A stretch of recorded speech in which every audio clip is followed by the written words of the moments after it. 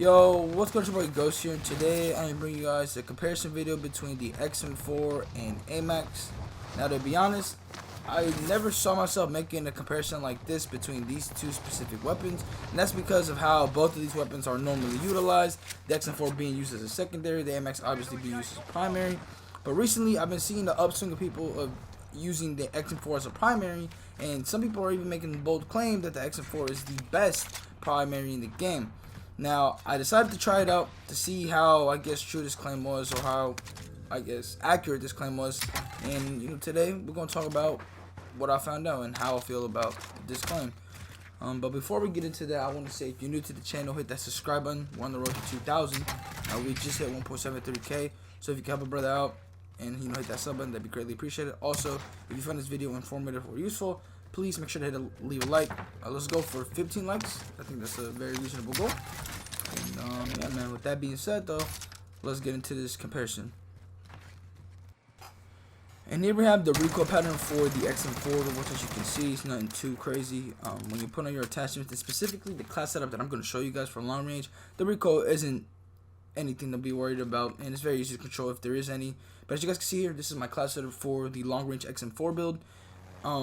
You could maybe use a Zuzat multi-zoom. That's what I saw most people using when they use the XM4 as a primary, but I don't really like that sight anymore. I'm more of a 3x scope guy myself. But if the Zuzat multi-zoom does help a lot more, maybe I'll be open to using it. And if you have used the Zuzat multi-zoom with this class setup or a long-range XM4 class setup, let me know, because I feel like it could need it, and if it does help, any little help could help this gun be a lot better at long range. But a little side note, something that I want to mention before we keep going is I'm using the Vexlord variant for a reason. I'm not just using it to show.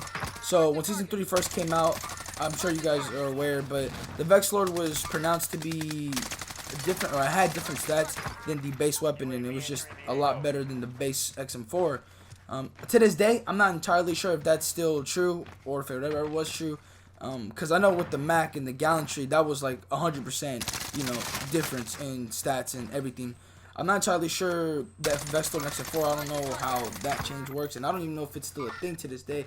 But to be safe, I still use it. Sadly, I can't give you guys an accurate claim. But for me, I just use it just to be safe.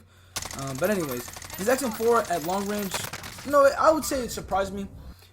Given the fact that this XM4, when it first came through the integration, and even before it got, or the Cold War ARs got buffed at range, this gun was not that good at long range. I don't care what anyone says, it wasn't entirely the best. And it was okay, but it was definitely lackluster. And it served a lot better as a secondary, which, as you guys see now in today's meta, the XM4 thrives in the secondary category, and I myself consider this to be my favorite secondary in the game. But using it as a primary right now, it felt kind of strange, but I could see why people thought it was like a really good primary or the best primary. I will say, like, to me it was an inconsistent feeling. I felt like in some kills when I, shot at someone, it felt like it was amazing. It was destroying people. But then I had those instances where I was shooting marshmallows, or so it felt like.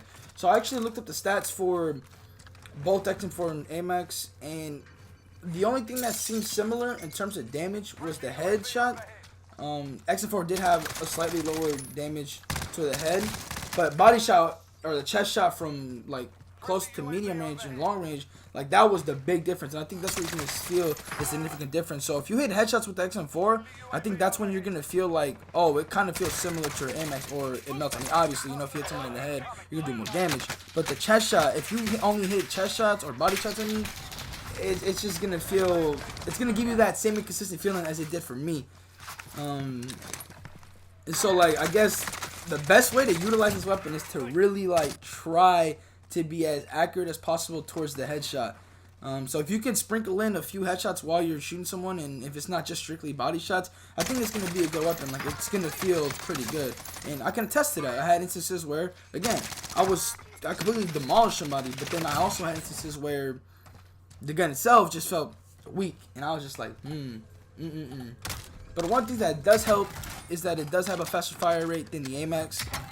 That's, like, I guess one of the biggest things. And also the fact that the XM4, since it's could be used as a secondary. Even with this class setup with the sight, it's still a pretty solid close range weapon. Definitely a lot more suitable for close range and medium range than the actually close range specifically than the Amax. Medium range just a little more tricky. Given the fact that the damage values and the fact that the Amax itself is a pretty fast AR. It was not a slow AR, but yeah, man. With that being said, let's get into the Amax. And here we have the recoil pattern for the Amax, which, to be honest, if you've been following my channel for the last month, you are very familiar with this pattern because I've made a lot of Amax videos over the course of the last month. And to be honest, it's not intentional. I don't know why I keep finding myself back with the Amax, and with Season 4 right around the corner, I don't see the Amax video stopping, especially if they nerf or buff any of the other primaries in the game, which is completely possible. I'm actually kind of expecting it to happen. Potentially another nerf for the Amax, which I know sounds crazy, but given how the Amax still performs, is how it's used, I think it might be receiving a slight nerf. I don't want it to get nerfed, but you know, the game developers, you know, I'm not a game developer, so they probably gonna do it anyway. And I wouldn't be surprised. Again, don't be surprised if it gets nerfed. I don't know, that's all I can say. But again, man, the one thing I wanted to touch on again is the damage difference on the Amax and XM4. Because I don't think I was quite specific on how much of a difference the Amax and XM4 have in damage. But it's only one specific part of the body, and that's just the chest shot. The chest shot is the biggest difference in damage between the Amax and XM4. All the other ones are very similar. The Amax having more damage on pretty much every category. But the chest shot, the one that I think is very important because I'm definitely confident in saying that is the more common place where people hit people when they shoot at them. And that difference is just unmatchable. Like the Amax, from 0 to 25 meters, has like a 42 damage at the chest. The XM4 has a 32. That is a 10 damage difference. And that's like a few bullets more. 1 or 2, maybe even 3 bullets. I'm not entirely sure on the math. And again, I'm not really a statistics guy, but you know, I could still, just seeing that, you know, I can make the inference that overall the XM4 is way weaker if you're not hitting headshots. And that's why I emphasize on hitting headshots and being able to try to get more headshots in, I guess, a long range battle with XM4, because if you don't get 1 or 2 headshots, it's just not going to be better than the Amax. And I'm not sitting here making the claim that the XM4 is better than Amax, because statistically, I guess you could say it's not. The only thing, again, that it has over it is the fire rate. And, you know, that's the only difference you can make. Actually, and the damage, the range. Just the range in general on the XM4, I don't know why. I still don't understand why these Cold War ARs don't feel like Modern Warfare ARs. But the range on the XM4 just isn't like the Amax. And I think the damage drop-off might be even just completely chalked.